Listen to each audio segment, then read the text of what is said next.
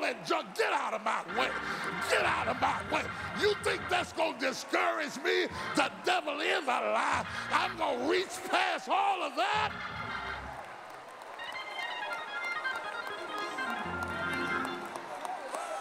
Everybody that's on the right track, make some noise right now.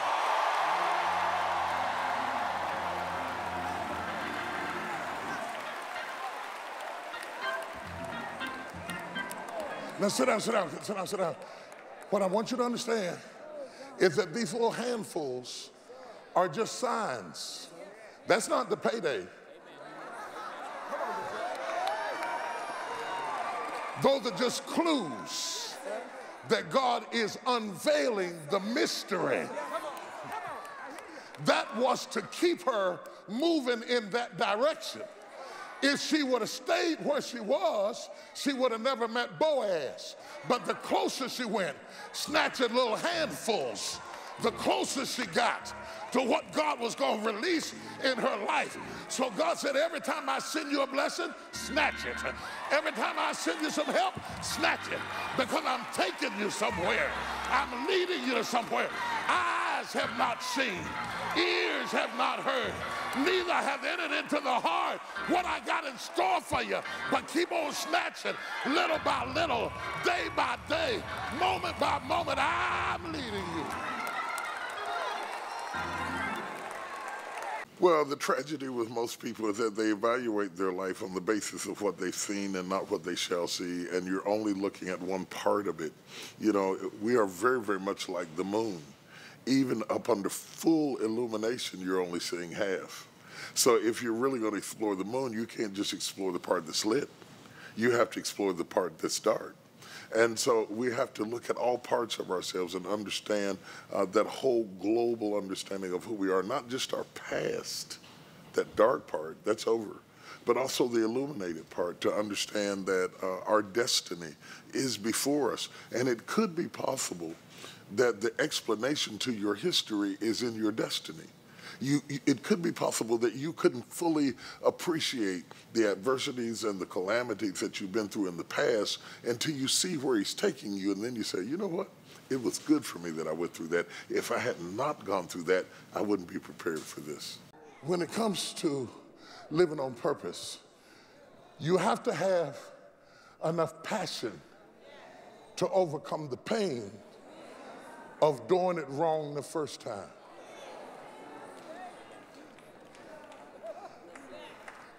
Because you don't always get it right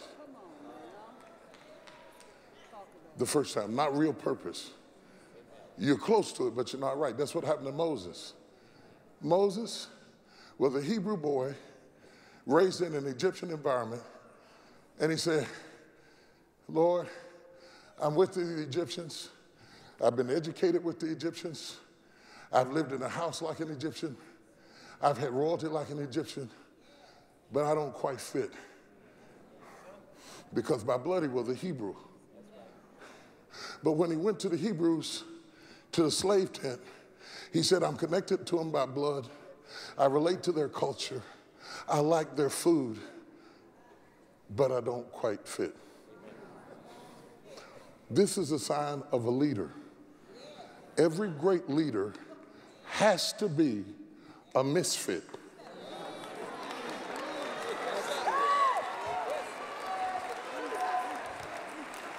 Because if you fit in with the group, you can't lead the group. So to keep you from mistaking your purpose, God won't let you fit in with anybody, so that you can understand that I'm called to lead it, not be it. Watch this, watch this, watch. Watch, I'm gonna take you a little bit deeper. Watch this.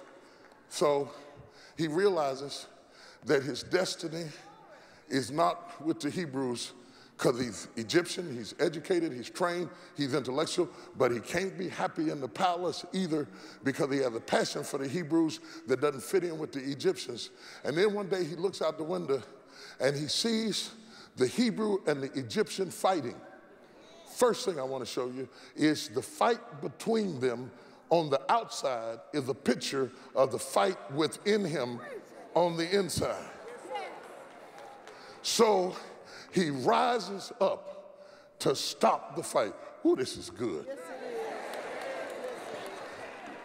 It's good because in every thinking, functioning person, there is a conflict where one side is fighting against the other side.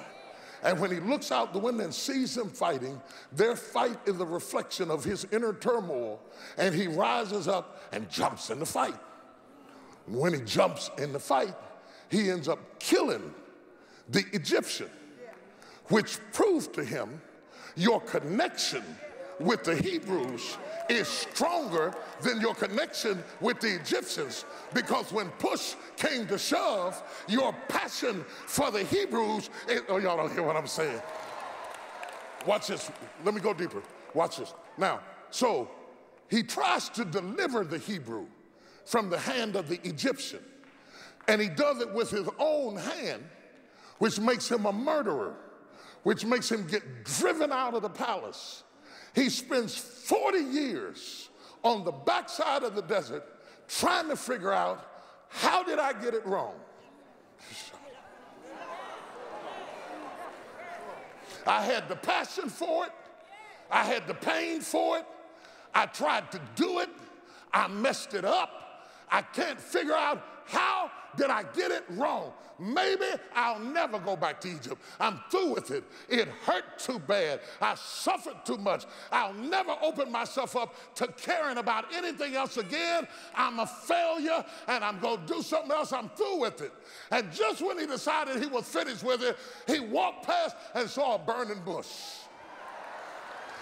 And the Lord told me that if I would preach this message was to be a burning bush to somebody who walked out on your destiny and you think your life is over, but the devil is a lie. Behold, a burning bush in the middle of your life. God sent the bush to get your attention, to say your life is not over. The best is yet to come. Moses, take off your shoes, for the ground you stand on is holy ground.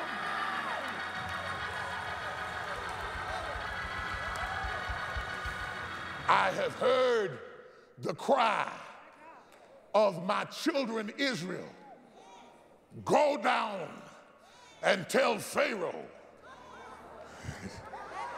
I said, let my people go. Now you're asking me to do the very thing that I just failed at doing, that got me in the trouble the last time, that hurt me the last time, that wasted 40 years of my life the last time. And now you're asking me to do it again. God says, point number one, Moses, you were doing the right thing on the wrong level. You were going after it in a small way. But with me on your side, you're going to do it in a great way. You can't deliver it one by one, but I'm going to move you into a position of power so that when you say, let my people go, instead of delivering 1, 2 million people.